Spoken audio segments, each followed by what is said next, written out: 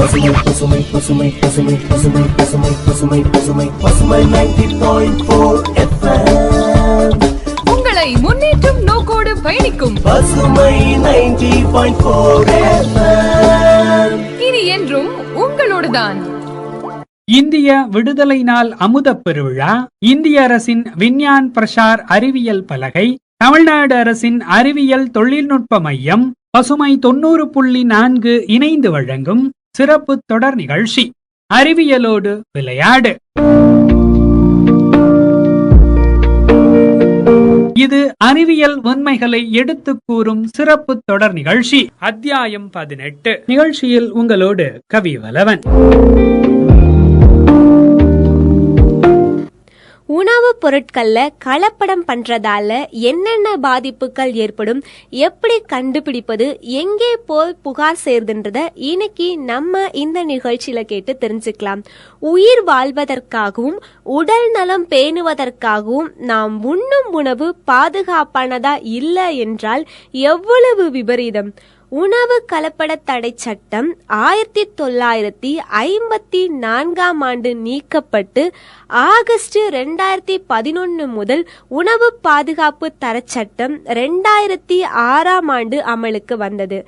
இந்த சட்டத்துல கலப்படம் என்ற சொல் நீக்கப்பட்டு பாதுகாப்பற்ற உணவு பற்றிய விளக்கங்கள் சேர்க்கப்பட்டிருக்கு.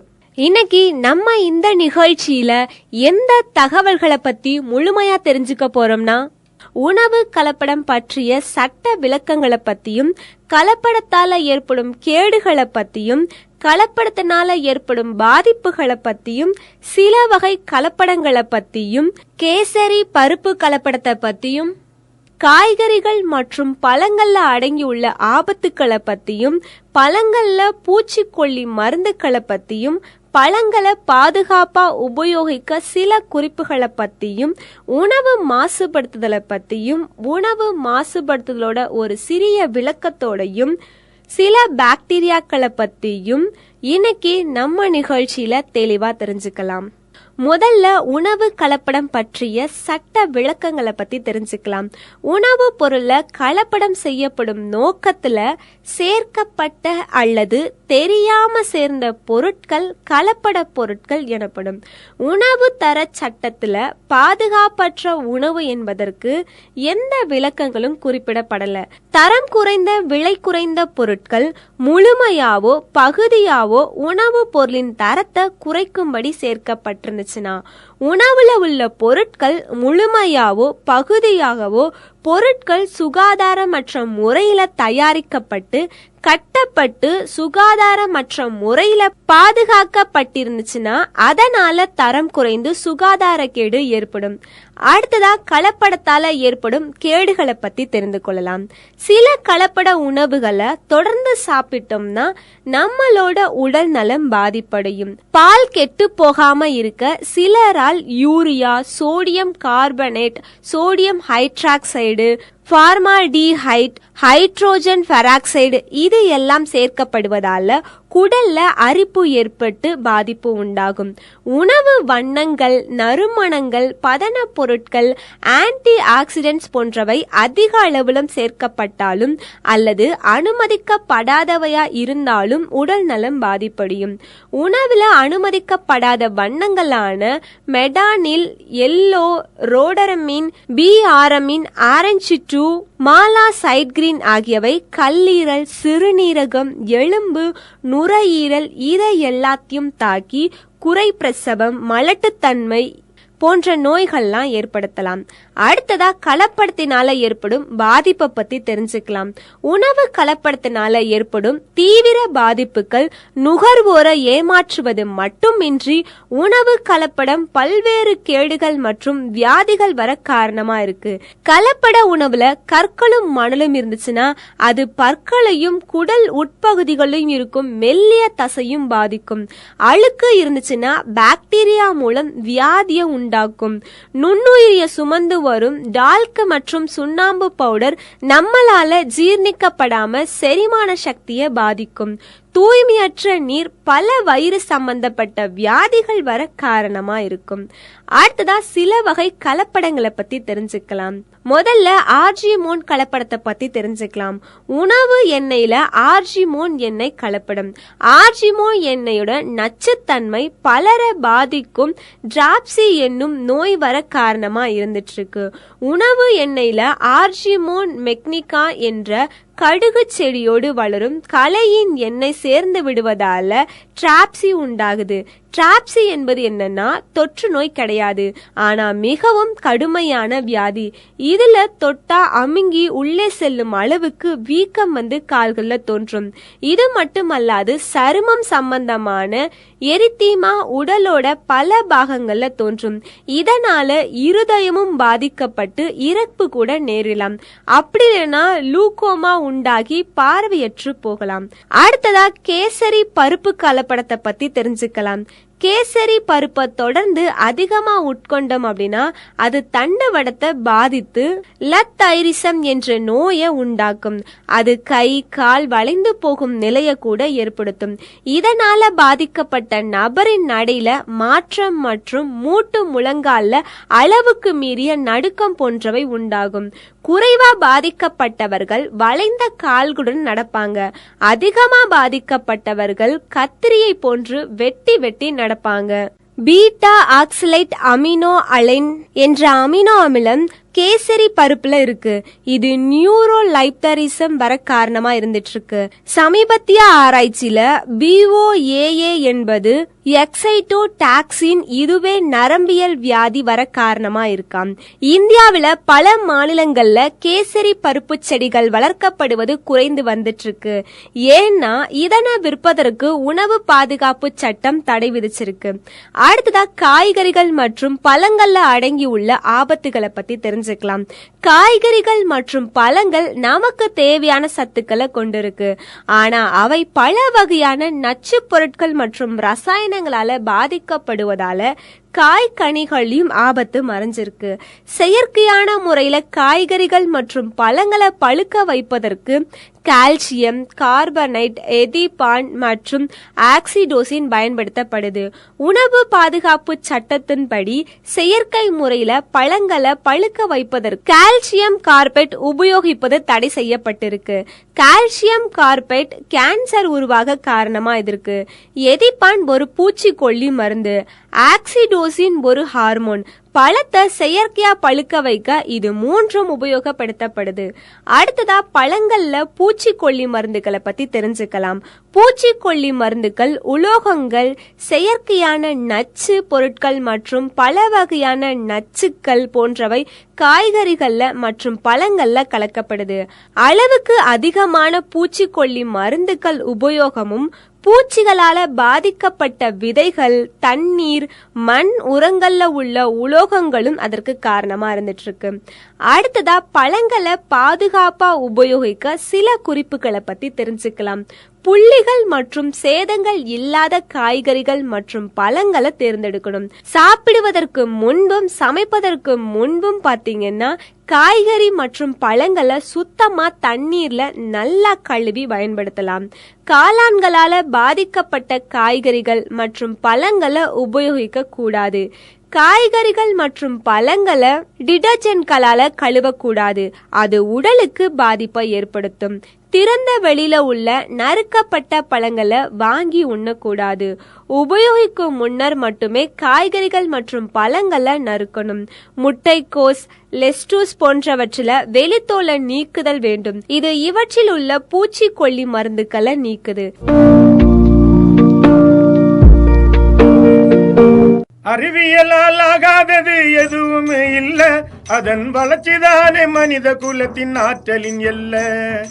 அறிவியலால் ஆகாதது எதுவுமே இல்ல, அதன் வளர்ச்சிதானே மனித குலத்தின் ஆற்றலின் எல்ல.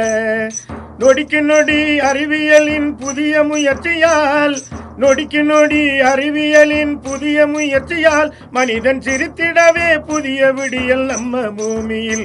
மனிதன் சிரித்திடவே புதிய விடியல் நம்ம பூமியில்.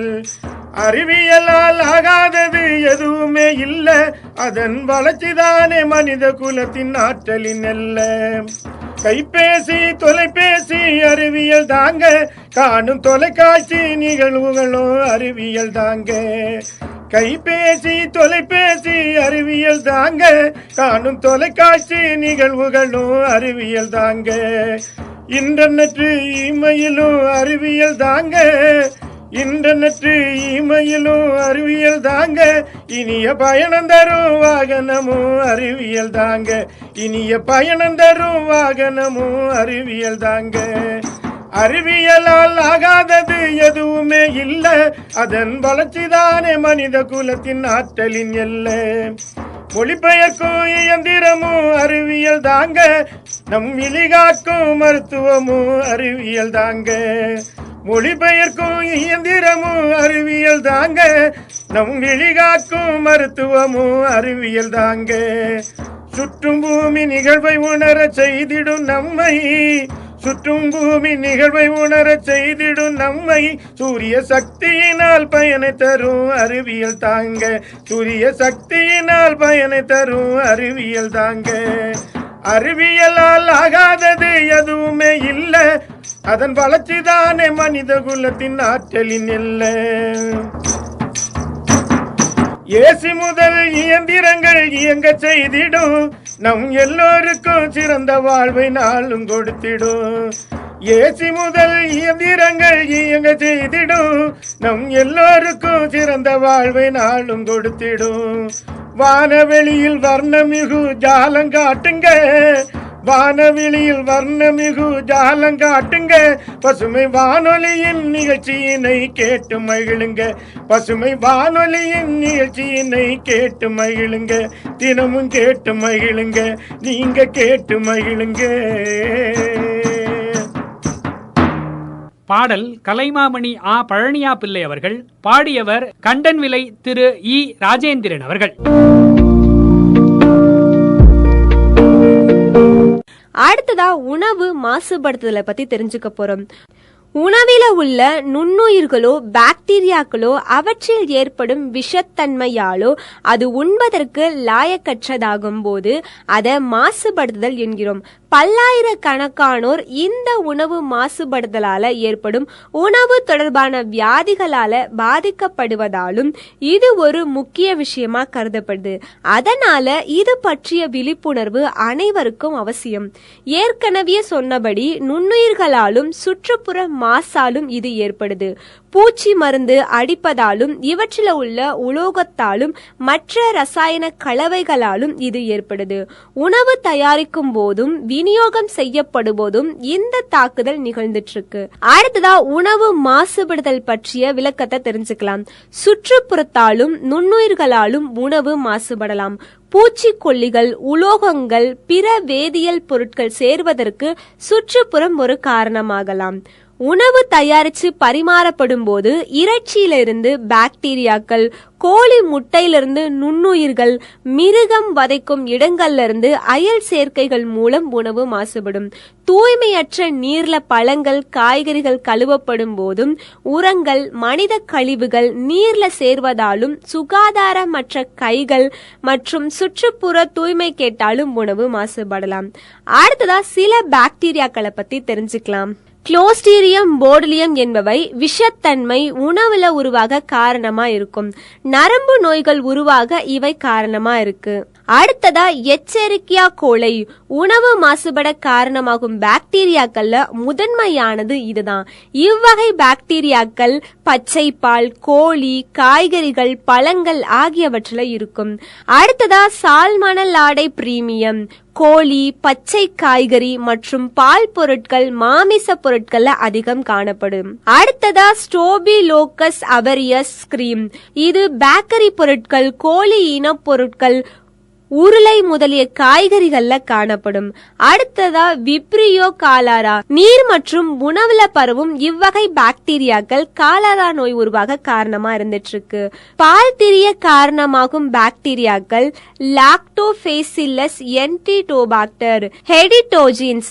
தண்ணீர் மாசுபடுத்தலுக்கு காரணமான பாக்டீரியாக்களான ஈகோலை, பக்லோஸ்ட்ரீம் மற்றும் என்டிரோகோசி. இது பெரும்பாலும் நம்மளோட முகங்கள்லயும் மிருகங்களோட முகங்கள்லயும் இருக்கும். அடுத்ததா எளிய முறைகள்ல இந்த அபாயங்கள் எல்லாம் எப்படி தவிர்க்கலாம்ன்றத பத்தி தெரிஞ்சுக்கலாம். சாதாரண சீதோஷ்ணத்துல உருவாகும் பாக்டீரியாக்கள் குளிர்சாதன பெட்டிகள்ல பொருட்கள் வைக்கப்படும் போது அழிந்து போகுது. மாமிசம் ஆகியவற்றை கையாளும் போது மிகவும் ஜாக்கிரதையா இருக்கணும். மரக்கறி உணவும் மாமிச உணவும் கலந்து பரிமாறப்படும் உணவு பகுதிகளில் எச்சரிக்கை தேவை. அடுத்ததா உணவு மாசுபடுத்துதல தவிர்க்கும் வழிகளை பத்தி தெரிஞ்சுக்கலாம். உணவு கூடங்கள், பாத்திரங்கள் மற்றும் உணவு தயாரிப்பவர்களின் கைகள் சுத்தமா வைக்கப்படணும். இது அயல் மாசுபடுத்துதலை தவிர்க்க உதவும். அது போலவே சமைத்த அல்லது சமைக்காத உணவுகளை குளிர்சாதன பெட்டியில அருகே வைக்க கூடாது. இதனால ஏற்படும் பாதிப்புகள் என்ன அப்படின்னா, உணவு 70 டிகிரி செல்சியஸ் வரை சூடா இருக்கணும். அது போலவே உறைந்து வைக்க வேண்டியவற்றை கெட்டு போகக்கூடியவை குளிர்பதன பெட்டியில ஃப்ரீசர் பாக்ஸ்ல வைக்கணும். இவற்றில வைக்கப்படும் மாமிச உணவுகளை மெல்லிய பாலித்தீன் முறைகளால மூடி வைக்கணும். இதிலிருந்து கசியும் நீர் மற்ற பொருட்களை பாதிக்கும். இவற்றை ஒரு பிளாஸ்டிக் பையில போட்டு குளிர்ந்த நீர்ல தொடர்ந்தும் வச்சிருக்கலாம். மீந்து போன உணவை 2 மணி நேரத்திற்கு அதிகமா வச்சிருக்க கூடாது. குளிர்ந்து உபயோகப்படுத்தப்பட வேண்டிய உணவையும் ஐஸ்கிரீம் குளிர்சாதன பெட்டியோட அறையிலும் சூடான உணவுகளை ஓவன்களையும் வைத்தும் அதன் உஷ்ணத்தை பாதுகாக்கலாம். ஒரு உணவுப் பொருளின் தரத்தை பற்றி ஐயம் ஏற்பட்டாலோ அதை வெளியே எரிந்து விடணும். வயிற்று வலி, வயிற்றுப்போக்கு இது எல்லாம் ஏற்பட மாசுபட்ட உணவு தான் காரணம். அதனால கெட்டு போன உணவுல உள்ள பாக்டீரியா நம்மளோட உடல்ல நுழைஞ்சு பாதிப்பை ஏற்படுத்தும். நம்ம சாப்பிட்டதுக்கு அப்புறம் பல மணி நேரங்கள் அல்லது சில நாட்கள் கழித்து கூட பாதிப்பு ஏற்படலாம். இந்த சமயத்துல பாத்தீங்கன்னா அவை பல்கி பெருகி விஷத்தன்மைய ரத்தத்துல கலக்க செய்யும். ஒரு சில பாக்டீரியாக்கள் திசுக்களை நேரடியா தாக்கும். ஒவ்வொரு நோய்க்கும் அறிகுறிகள் வேறுபட்டாலும் வயிற்றுப்போக்கு, வயிற்று வலி, குமட்டல் போன்ற ஒரே மாதிரியான அறிகுறிகள் தோன்றும். அடுத்ததா உணவு பாதுகாப்புல நுகர்வோருக்கான குறிப்புகளை பத்தி தெரிஞ்சுக்கலாம். உணவை கையாளும் போது சில பாதுகாப்பு வழிமுறைகளை பயன்படுத்துவது ஒவ்வொரு நுகர்வோரின் கடமைங்க. சமையல் அறையும் சமையல் சாதனங்களையும் சுத்தமா வச்சிருக்கணும். அது மட்டும் இல்லாம சமையல் செய்பவரும் உடல் சுத்தமா பேணணும். தேவையான அளவு உஷ்ணத்தை பயன்படுத்தி உணவு சமைக்கப்படணும். சமைத்த உணவை 70 டிகிரி செல்சியஸ் உஷ்ணத்திலேயே வச்சு உட்கொள்ளணும். சூப், சாஸ் ஆகியவற்றை அவற்றின் கொதிநிலை வர சூடாக்கணும். சமைத்த மற்றும் சமைக்காத மாமிச வகை உணவுகளை குளிர்சாதன பெட்டியில தனித்தனியா வச்சிருக்கணும். பழங்கள், காய்கறிகள், விரைவில் அழுகக்கூடிய மற்றும் மீந்து போன உணவு பதார்த்தங்களை 2 மணி நேரத்திற்குள்ள குளிர்சாதன பெட்டியில சேமிச்சு வைக்கணும். குளிரூட்டுவதற்கு வாயகன்ற பாத்திரங்கள்ல வைக்கணும். பதன பெட்டியில உஷ்ணம் 4 டிகிரி செல்சியஸுக்கு மிகாம இருக்கணும். உணவு அடைக்கப்பட்ட டின்கள் மற்றும் கேன்களோட வடிவம் மாறி இருந்துச்சுன்னா அவை நிராகரிக்கப்படணும். உணவு தொடர்பான நோய்களோட அறிகுறிகள் உணவு உண்ட 1 மணி நேரத்திலிருந்து 3 வாரம் வரைக்கும் கூட வெளிப்படலாம். குடும்பத்துல யாரேனும் பாதுகாப்பற்ற உணவால பாதிக்கப்பட்டாங்கன்னு தெரிஞ்சிச்சுன்னா உடனே இந்திய உணவு பாதுகாப்பு அலுவலரிடம் குறைகளை தெரிவிக்கணும். உணவு கலப்படங்களை காண நேர்ந்தா இது பற்றிய உணவு பாதுகாப்பு அல்லது நிர்ணய அலுவலருக்கு தெரிவிக்கணும். தமிழ்நாட்டில் உள்ள நிர்ணய அலுவலர்களின் அலைபேசி எண் கூறப்பட்டிருக்கு. உணவு பாதுகாப்பற்றது என நிச்சயம் தெரிஞ்சிருந்துச்சுன்னா அது போன்ற உணவு பாக்கெட்களை பிரித்து அவற்றின் மேல் அபாயம் என குறிப்பிட்டு தனிமைப்படுத்தவும். மற்றும் பேட்ச் எண், வாங்கிய தேதி, பாட்டில் எண் இதை எல்லாத்தையும் உணவு பாதுகாப்பு அலுவலருக்கு தெரியப்படுத்தணும். அடுத்ததான் மின்தடையின் போது உணவு பாதுகாப்பை பத்தி தெரிஞ்சுக்கலாம். குளிர்சாதன பெட்டியிலோட கதவுகளை அடிக்கடி திறக்க கூடாது. நீண்ட நேரம் மின்தடை இருக்கும் போது உணவுகளை ஐஸ் பெட்டியிலோ உறை பனி பெட்டியிலோ வைக்கணும். தொடர்ந்து மின்தடை இருந்துச்சு அப்படின்னா டின்கள்ல அடைக்கப்பட்ட உணவு, பால் பவுடர், பழரசங்கள், பாட்டில்ல அடைக்கப்பட்ட நீர் இதை எல்லாத்தையும் பாதுகாக்க மாற்று ஏற்பாடுகள் செஞ்சுக்கணும். இன்னைக்கு இந்த நிகழ்ச்சியில உணவுப் பொருள்ல கலப்படம் என்ன பாதிப்பு ஏற்படும், எப்படி கண்டுபிடிப்பது, எங்கே புகார் செய்யலாம் என்றதெல்லாம் பத்தி தெளிவா தெரிஞ்சுக்கிட்டோம். மீண்டும் ஒரு நிகழ்ச்சியில் உங்களை சந்திக்கும் வரை உங்களிடமிருந்து விடைபெறுவது உங்களின் இனிய தோழி ஆதினி. அறிவியலோடு விளையாடு, அறிவியலோடு விளையாடு. ஆயிரம் ஆயிரம் அறிவியலு அன்றாடத்துல கொட்டி கிடக்கு. ஆயிரம் ஆயிரம் அறிவியலு அன்றாடத்துல கொட்டி கிடக்கு. ஆயிரம் ஆயிரம் அறிவியலு அன்றாடத்துல கொட்டி கிடக்கு. குக்கருல கும்மாலும் போடுவது அறிவியலு, இருட்டலும் ஒளியாக மின்னுவது அறிவியலு. குக்கருல கும்மாலும் போடுவது அறிவியலு, இருட்டுல ஒளியாக மின்னுவது அறிவியலு. ஆயிரம் ஆயிரம் அறிவியலு அன்றாடத்தில கொட்டி கிடக்கு. ஆயிரம் ஆயிரம் அறிவியலு அன்றாடத்தில கொட்டி கிடக்கு.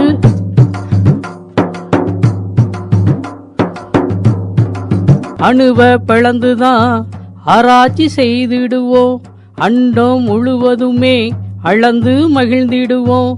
அணுவ பிளந்துதான் ஆராய்ச்சி செய்திடுவோம், அண்டம் முழுவதுமே அளந்து மகிழ்ந்திடுவோம். கணினியில் கல்வியுமே கற்றுத்தரும் அறிவியலே, கைபேசி முகநூலில் கருத்தாக்கம் அறிவியலே.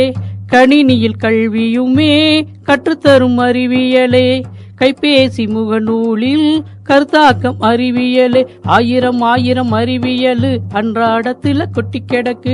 ஆயிரம் ஆயிரம் அறிவியலு அன்றாடத்துல கொட்டி கிடக்கு.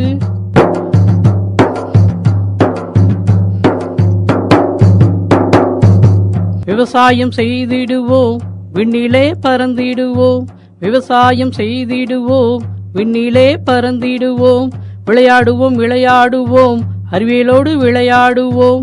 விளையாடுவோம் விளையாடுவோம், அறிவியலோடு விளையாடுவோம். விண்ணிலே பறந்திடுவோம், விவசாயம் செய்திடுவோம். விவசாயம் செய்திடுவோம், விண்ணிலே பறந்திடுவோம். விளையாடுவோம் விளையாடுவோம், அறிவியலோடு விளையாடுவோம். ஆயிரம் ஆயிரம் அறிவியலு அன்றாடத்தில கொட்டி கிடக்கு. ஆயிரம் ஆயிரம் அறிவியலு அன்றாடத்தில கொட்டி கிடக்கு. அன்றாடத்தில கொட்டி கிடக்கு. அன்றாடத்தில கொட்டி கிடக்கு. அறிவியலோடு விளையாடு, அறிவியலோடு விளையாடு. இந்த அறிவியலோடு விளையாடு சிறப்பு தொடர் நிகழ்ச்சியை பத்தின உங்களுடைய கருத்துக்களை பசுமை வானொலி 90.4 H2/30 ஆரம் காலனி செகண்ட் கிராஸ் திண்டுக்கல் அப்படிங்கிற அட்ரஸ்க்கு எழுதி அனுப்பலாம். இல்லைன்னா 9486974747 அப்படிங்கிற நம்ம பசுமை வானொலியோட வாட்ஸ்அப் நம்பருக்கு அனுப்பலாம். இது இல்லாம பசுமை FM அப்படிங்கிற FB, இன்ஸ்டாகிராம், ட்விட்டர் பேஜ்கள்லயும் உங்களுடைய கருத்துக்களை நீங்க பகிர்ந்துக்கலாம். இன்னொரு நிகழ்ச்சியில உங்களை சந்திக்கும் வரை உங்களிடமிருந்து விடை பெறுவது உங்கள் அன்பு தோழன் கவிவலவன்.